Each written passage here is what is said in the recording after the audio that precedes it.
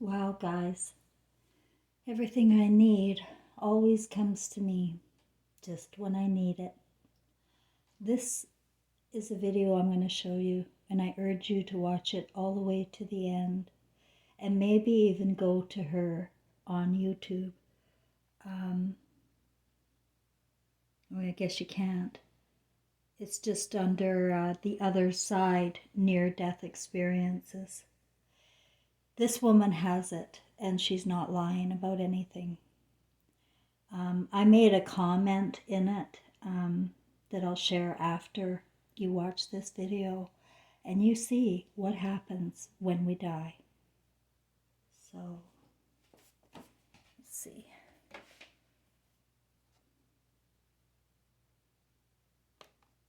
And in 2015, I had a near-death experience when I had an allergic reaction and I quit breathing. So I had gone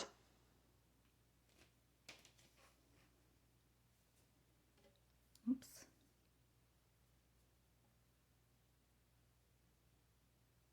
to the hospital, wasn't sure what I was having a reaction to, and I had an EpiPen because I had an established allergy to shellfish. So I had used that. I got to the hospital. The nurse that was there, I knew because I had worked at that hospital, and I was a little worried about the kind of care I would get, not necessarily from the hospital, but that particular nurse. And so when I walked in, she said, what do you need to be seen for? And I'm wheezing and looking up and I can't breathe. And so I barely can speak. And I'm like, I'm having an allergic reaction. And I set the empty EpiPen on the counter so she could see that I had taken that. And she's like, well, if you took that, why did you come here? And I thought, oh, great, I'm going to die. She doesn't even understand the basics of anaphylaxis. And to be fair, we don't see a ton of it in the ER, but we do see it. So she takes me back and she says, we don't have a bed. So I'm going to put you in a wheelchair. They had a clean room, but not a bed. I'm like, I don't need a bed. She's like, no, you have to wait till we get a bed. So she puts me in a wheelchair and rolls me down this hallway that leads to the bathroom and the doctor's sleeping quarters. So nobody's down there. And I'm just sitting in this hall by myself where no one can see me. And it's just getting worse and worse. And I was having to look up to be able to breathe. And I thought, I'm going to die. And so luckily, EpiPens come in 2 packs. So I went ahead in the ER, gave myself my second dose. And that held me for, I don't know, maybe another 15 minutes. And then I started having stridor, which is this really squeaky breathing sound you have as your airway closes. And a doctor heard it and she stuck her head down the hall and she's like, oh my gosh. So she runs down the hall, gets the wheelchair, wheels me into the room that has a bed, and they get me up there. And now, because I'm in anaphylaxis, my veins have all kind of flattened out. They can't get an IV in me. It's a very, very bad position to be in. She's like, we're going across the hall. And I thought, oh no, they're going to end up coding me because that's trauma, and I worked there, so I know what the trauma room's for. And I had nurses on either side trying to put IVs in, and they were all just really sketchy. I'm like, this thing's not going to hold up. And they're giving me shots of Benadryl and shots of steroids and more epinephrine and more epinephrine. And by the time my husband got there, he walked in and I'm sitting straight up in the bed looking up and just, tears because I couldn't breathe. And he gets the doctor. He's like, you got to do something. She's going to quit breathing. And the doctor's like, oh, no, we've got plenty of time. And I remember hearing that. And then everything kind of started feeling very like I was in a tunnel or something, not like a tunnel of light, but if you've ever passed out, that kind of distant feeling where voices sound far away. And I thought that this is it. And so I quit breathing, fell over, and they called the code. And I was out of my body at that point, looking down. And I didn't recognize me. And I thought, oh man, she's in rough shape. She's the one that's coding. I hope she does okay. And I saw everybody run in. And kind of as they were running in, my husband was being pushed out of the room. And that's it. I didn't wake up. So they induced a coma and put me on the ventilator, put me on a life flight to Lexington, drilled an IV into my shin, which I didn't know could be done. Funny, it's a nurse, you'd think I'd know that. But yeah, they've got like a little Dremel and they just screw that thing right into your shin bone and they can give you drugs that way. So that was good. So they take me off to Lexington and I spend, I want to say 5 days in an induced coma before I can come off the ventilator. But in that time, the first thing that happened was I kind of came back to and I was in my sister's car. And she lived in Wisconsin at the time and she was driving to get to Kentucky. And it was pouring rain late at night. And I'm like, what is she doing out this late? The weather's terrible. I wonder if something's happened to the kids. And so she pulls over at this gas station underneath this canopy and she puts her hand in her purse and pulls out her phone. And so I lean over and her clothes are wrinkled and mismatched. And I'm like, did she get dressed in the dark? What is going on here, So she pulls out her phone and she types in, hang on, kiddo, I'm coming. Which was kind of interesting because I saw that after I came out of the coma. And, had a confirmation of it. Then, I saw that, and then I was back in this dark place. So I'm in this place and it's dark. Like, a lot of people haven't really experienced complete darkness, but it was completely dark. And I couldn't determine how big it was, how small it was, because it was so dark. But I had an image of me there somehow. I couldn't figure out like what was holding me. And I try to move and I can't move, and it feels like something's holding me down, and it feels like I'm really having to struggle to breathe. And I'm super claustrophobic, so that totally freaked me out, and I had like this panic attack. And then I called it the deep sleep. The deep sleep would just come and like take over, and then I would be asleep and I'd wake up, and this goes on and on for, I always tell people, if I had to give it a time, what it felt like compared to time here, because time there is so different, it was about 10 years. And I keep going in and out, and what am I doing here? What is this place? Have I died? Did I ever exist? And it went on for so long that I started to question if I'd ever really existed. I thought, maybe I've been here so long, maybe something terrible happened, and I was cast away to this place, and I've just made up that whole life just to have something to think about and cling to. And why is no one looking for me? And I couldn't figure out what was going on. And something tells me, or I get this inclination to lean forward. And so when I say lean forward, I don't mean like at the waist. I mean lean forward like this. And when I did it, all of me went like that, like a plank. The direction that I was pointed in, I could move that direction. And I'm like, oh my gosh, I can move. This is incredible. And so I saw like a light way off on the left, and I thought, okay, I'll go that way. So I turned my body, and I'm now flying crazy fast that direction. And you can't see anything, it's super dark. And I'm thinking, man, I hope I'm in an open space, or I'm going to run right into something. So I get to that light section. It's kind of like a barrier, and there's something on the other side. And so I just kind of kept staring and kept staring. And eventually it got clear, and I could see me laying in a hospital bed on the other side. And my daughter was there, and she was standing to my right, but kind of behind me in front of the ventilator. I remember looking at her shirt, and for some reason I knew it was summer. I had that in my head, and I thought, why is she wearing a flannel shirt in the summer? She's so funny that way. And I looked at from where I was, which I would say felt like, maybe 30 feet away, I could see the fabric on that shirt, and I knew what it would feel like. And I'm like, whoa, that's weird. And I knew what she was thinking, which was weird because I never know what she's thinking. She's a very private person. I started kind of surveying the room. I could see that I was in soft restraint so that I couldn't move my hands. I looked to see what drugs I was on, and I looked at my vital signs, and I'm like, okay, I'm critical but stable. I'm in a coma because I know what those drugs are used for. And apparently I'm just in a coma or something. And I'll wake up and I'll be all back together again. And I thought, well, this is great. Hopefully I survive and I can get back in, or I die and things get straightened out over here so I'm not stuck in this dark place. And I kind of refocused and was looking at my daughter, and I could feel her feelings and hear her thoughts. And she was scared. And she's like the most stoic person I've ever met. And it just broke my heart that she was scared, because it's not anything she would ever even tell me. And so I put my hands out to grab her and pull her to me and hug her. And my hands hit the wall, and I just lost it. I don't know what's going on here. I was sure that, it had something to do with God. And I was like, what are you doing? Why would you torment me like this? What have I done that's earned me this? And I just was so frustrated and enraged, and I got sucked back into the darkness. And so I wake up again, and I'm like, okay, you know how to move now. Let's go. So I go back toward the left. I get to the light and the barrier. And the barrier, instead of being hard, this time is more like a bubble. And so I put my hand to touch it, and my hand went through, and I'm like, oh, that's so cool. And so I put my other hand through, and I'm like, okay, can I just pop in over there? And I did. I just went right through, and I was over me. And I was looking down at the bed, and I'd made it over. Like, what do I do now? Do I like lay down on top of me, and will I get sucked back in? And then I'll wake up and everything will be okay? Or I wasn't sure you don't get instructions or anything. It's crazy. And so I was staring at me in the bed, and I was trying to get her to open her eyes. And I'm like, come on, open your eyes. And I'm just trying to will it, and it's not happening. And so I'm getting mad. And I thought, okay, now calm down. You don't want to get mad and get sucked back. And it's too big. Let's just get her to move her finger. That would be something. I'm looking at my finger in the bed, and I'm like, come on, move your finger, damn it, she won't move her finger, and it's the most frustrating thing I've ever done. And so I got sucked back, but just onto the other side of the wall. I didn't get sucked all the way back. And I started thinking, I'm like, okay, this can't be be accidental. I must be here for a reason. There's got to be something I'm supposed to figure out or learn. How did I get in this place? And just kind of like from my spirit, it comes out. You made this place. I wasn't even shocked by it. I heard it and I'm like, that's true. I did. So when I was on this side, after my divorce, I had just kind of closed myself off because I'd been so hurt by that,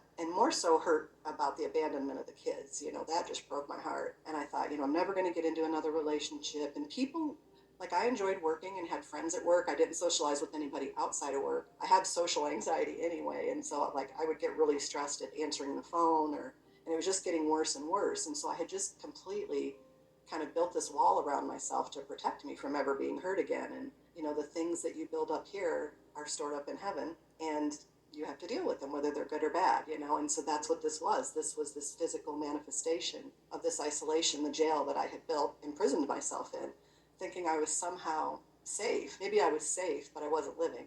And so when I realized that, there was this crack, and then where the crack happened, light started coming through. And I was over the moon. I was like, oh my gosh, I'm going to get out. I'm going to get out of this. This is great. And so this whole thing is cracking open almost like an egg. And this big, big, bright spirit starts coming toward me. And I'm like, oh my gosh, there's other people or things or whatever here. I'm not alone. And so this spirit, who's female, comes to me, and she's just huge. She's huge. She's grand, not just big in size. She puts her arms out, and I'm immediately drawn into her arms without her touching me. And she's holding me to her chest, and the darkness is breaking apart in shards. And she's got this like whirlwind of energy that's going around us. And as the shards would come and hit her energy, they would be flung off, and then they would be gone. They couldn't fly around anymore. They disappeared. And so she was like, just with her energy, casting away the darkness, and it just was getting brighter and brighter. And I'm crying, like ugly crying. I mean, I was just overwhelmed that there was somebody there. And I didn't initially know who she was. And so I'm freaking out. And she says, calm yourself, dear one, just in her mind. And I hear it in my mind. I always tell people, if you've ever had surgery, when they start giving you that drug to put you to sleep, you can't fight it, but you feel it course through you. And that's what it was like. It was like her words broke down and coursed through my body and caused exactly what she wanted to have happen to happen. And so then I was calm, and I thought, okay, who is she? She's so familiar. And so I look up, and she's got these brilliant green eyes, and I look up further, and on the top of her head, it looks like flames, and it's this orange red hair. And I knew who she was. I'm like, oh my gosh, it's my grandma. It was amazing to see her on that side, because she died when I was 9 or 10. And so I looked at her, and I'm like, you're alive. And she's like, well, of course I'm alive. And she's like, there's no death. You know this. You learned this. And I'm like, no, I don't think so. And she's like, yes, you learned this when you were really little. Remember, she says, energy can't be created or destroyed. It just changes forms. That's God's law borrowed by man. And I was like, of course, that makes perfect sense. I'd always been a believer, and I had believed in God and was hoping there was heaven. We're all hoping for that, but I didn't feel like I had any real assurance of it. And there she was giving me this assurance based on science, that you do go on it. We can't extinguish your light. It has to become something else. And she was just so comforting to me, and she was holding me, and just very, very sweet. And I kind of got lost in that. And when I came back to myself, I realized I was alone, and I was just floating in the light, just was enjoying it. It was really nice. And then all of a sudden, everything shook. It was more like an earthquake from the beginning of time to the end of time. Like things that didn't even exist yet were shaking. It was crazy. I could feel it all the way to my middle, and I knew it was God. And so I immediately tried to start thinking of good things that I had done, because I'm like, he can read my mind. Pull something good up to the front, because I don't know, there's been some bad, and I don't want him to lead with that. And I couldn't think of anything. I've been a nurse. I could have thought of a million things, but I was stumped. And all of a sudden, there's this light, and it's much brighter than the light that I'm in, and it gets closer and closer. And he says, I am.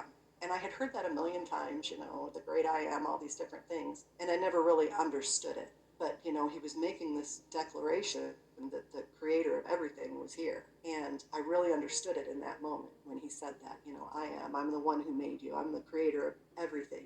Everything exists as I will it so. And it was just crazy. And And so I'm still trying to think of good things. I got nothing. And so I get this sense that we're going to look at my life. And he starts with good, which I appreciated. And he shows this situation where I'm at a store and the lady in front of me doesn't have enough to pay for her groceries, just cents. And she's trying to figure out what to put back. And I remember how that got me in my gut because I had been that single mom for years. And, you always put back the thing that you need, not the thing that your kid would enjoy. And so she's like, well, and you can see her putting back like moisturizer and she's not going to put the kids' mac and cheese back. And I'm like, oh, I've so been there. And so I fish in my purse and I get what she's short and I hand it to her and she doesn't want to take it. And she's just super embarrassed. And I'm like, it's okay. I've been there. Take it. Don't put anything back. And it just broke my heart for her. And he showed me that situation played out years ahead. And she's working as a volunteer in this food pantry. And this woman comes in and doesn't have enough food. And she's humiliated and embarrassed. And she's like, it's okay, I've been there, And she packs up this lady's groceries. And I thought, wow, I never thought it that far forward. I thought it was a nice thing to do that day, but I didn't think it would impact her or anyone else. I mean, I'd done some really much bigger things. And I was thinking, I was kind of a little put out by that. I'm like, wow, I did this huge nothing. You want to talk about that incredible thing I did, not just this, but it was that thing that explained to me that what your purpose is in the moment that you're in. It's not some huge, big brand thing. Everybody's trying to figure out, where are you right now? Who can you help? And that was the importance, that I didn't ignore that. And so then he shows me the bad. And it was this woman that I worked with who was terrible. If you were a patient, you didn't want that nurse. If you were working a hall, you didn't want to work it with her. And she just was just didn't feel like she was very attentive to her patients. I was always answering her call lights and her IV alarms. And I never said anything negative to her, never talked about her because I hate gossip. But in my heart, I was holding this, over her. And God flashed back and showed me her whole life and showed me the things that her dad had done to her for years. And I mean, it was amazing that she wasn't a psychopath. And here, having been used in her whole life, what does she decide to dedicate her career to? Helping other people. And I'm like, is she doing a great job? No, but I mean, considering where she came from, she's doing great. And God's like, you have to control your thoughts. You're having all these negative thoughts about her, and that has energy, and you're putting it on her, and you're making it harder for her to be who I intended her to be.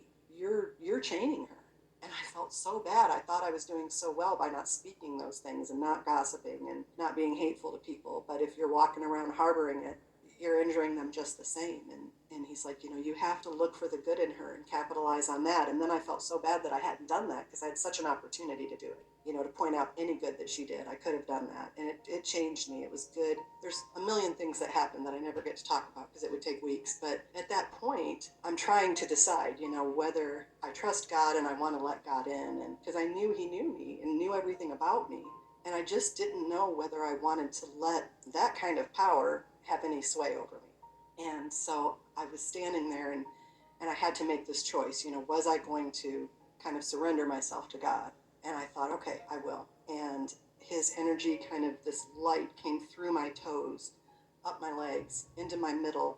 And it was like a cloak. It was swirling around inside me, like healing hurts and all these things that I didn't even remember were problems. And went up and it went around my heart and up through my throat and my mouth. And I was able to sing just these beautiful songs. And I'm like, where is that coming from? I'm a terrible singer. And then it kind of came up and it was going to come out of my eyes. And it was so warm and so accepting and loving that I didn't want to let it out. So I squeezed my eyes shut and it shot through my eyelashes and my eyelids and hit the light that was God on the outside of me and then came rushing back in.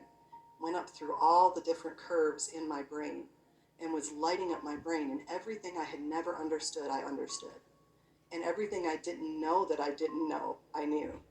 And, he blocked that. I didn't get to have that coming back, but it was amazing in that moment. Like everything finally made sense. So we kind of go through that moment and we're going to go through this journey. I wasn't understanding like if we were going to go over and I was going to stay permanently or what was going to happen, but I knew I had to make a decision on this part too. And I got all kind of irritated inside and I was like, whoa, wait a minute. You're overwhelming me with all this love and goodness and stuff, but where were you when my boys were struggling and my daughter? Where were you when their dad left? Where were you when they walked to the mailbox every day to get something he promised to them that never came? Where were you? It was one thing for me to struggle through that divorce, but they were kids. These are innocent children. Where were you?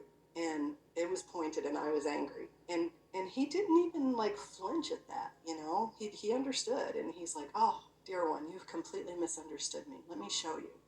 And And so he flashes forward, and I can see I'm sitting in the seat in the bleachers next to my son, and my oldest grandchild is playing soccer. So at the time when I quit breathing and had all this medical issue, he was 2, but in this vision he's 5.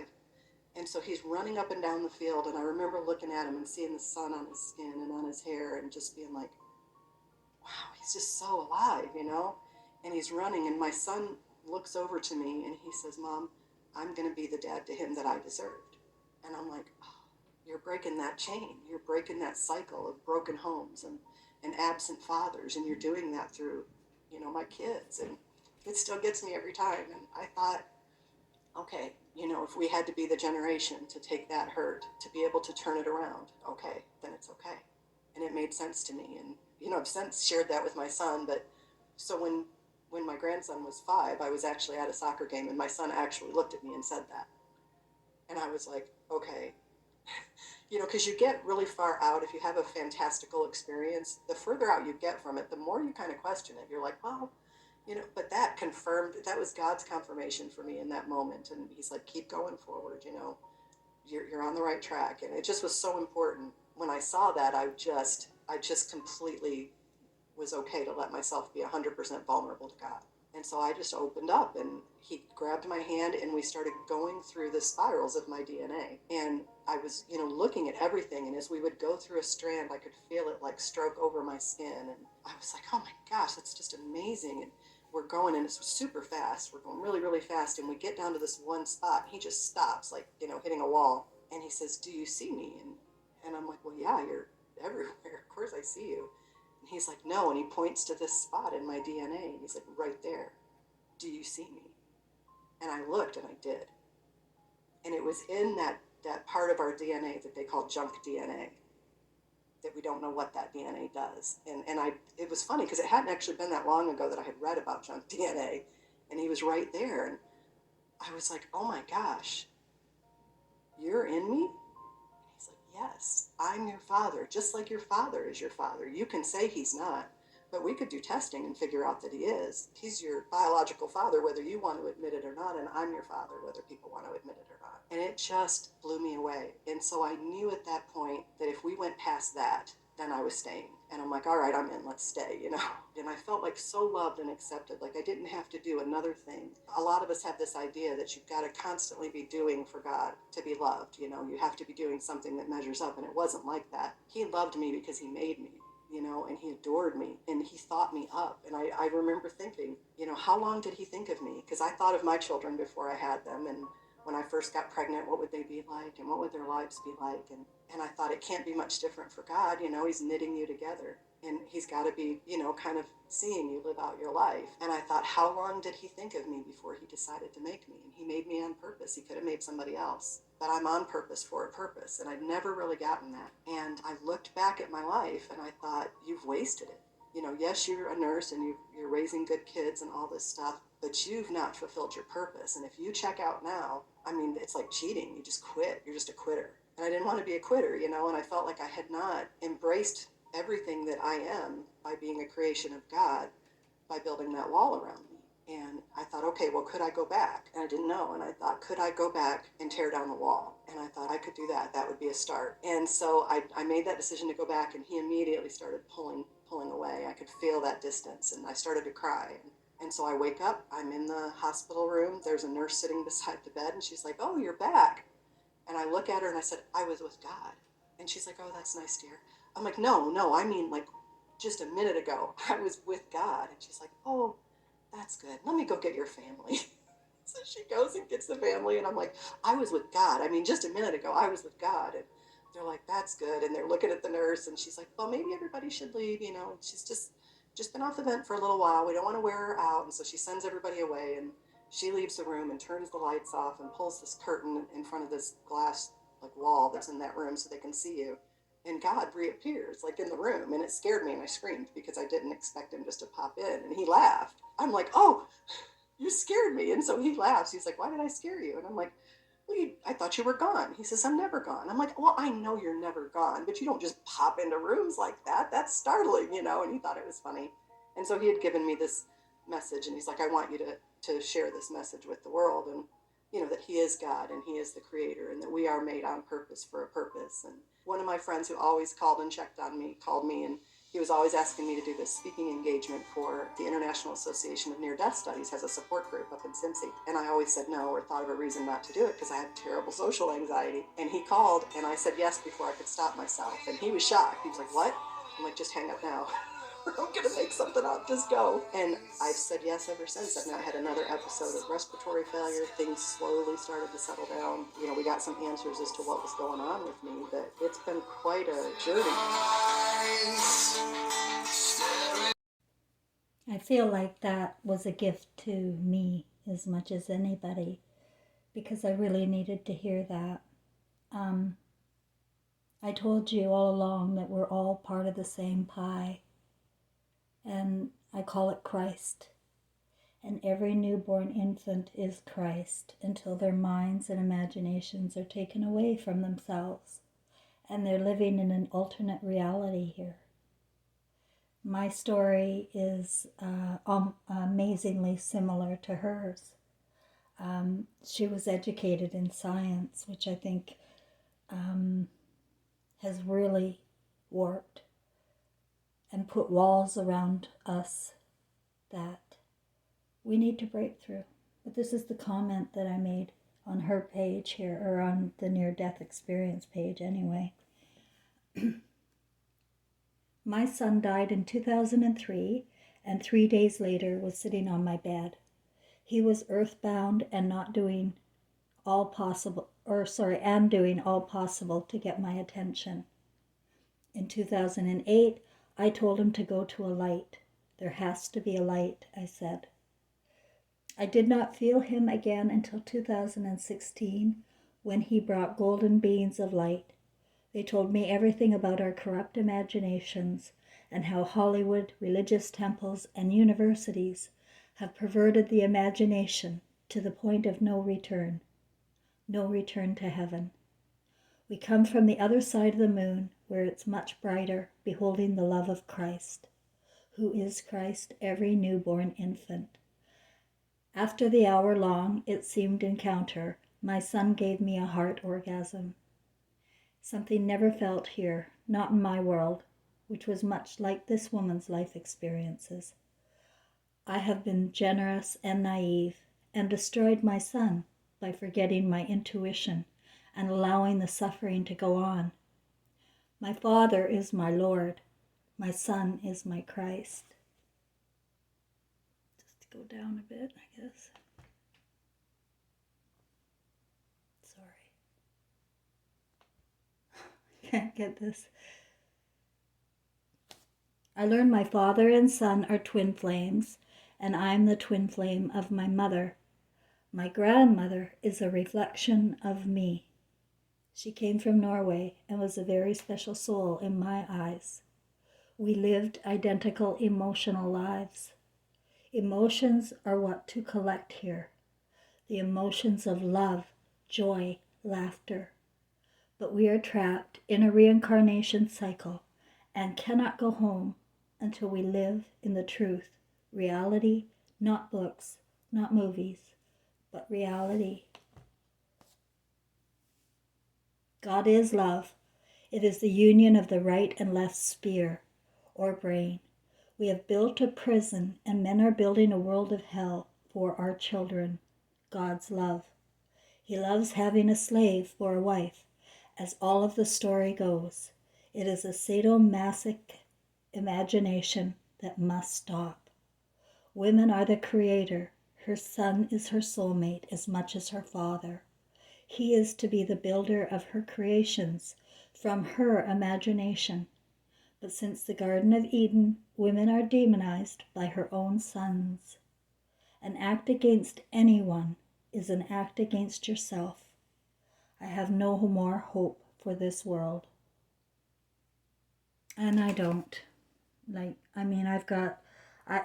sense there are people of Christ here following me, and I know that for a fact. People of heart, sensitive people that don't demonize women or fall for the trap of thinking against our fellow man. And especially people within our own families, you know. We're destroying each other here. And when those golden beams of light surrounded my bed, they were grave. They were not, it was not a happy time. They were very grave about the situation we've gotten ourselves into. And so if anybody within ears of me can hear, all you need to know is those beams in your eyes are everything. They're recording your life, your emotional lives. And even if you don't think you have emotions, you do. And it's a good idea to get to know your emotions again, and to get to know yourself again, and to see your movie now for what it is. Because to die and to see it is hell. It's hell when you have lived against your own conscience. That's the reality I have to share, and that's why I get so beat up, and that's why I react so horribly. I just got to get this out of me. I can't keep it in me. I have to tell you how I feel. Blessings to everybody.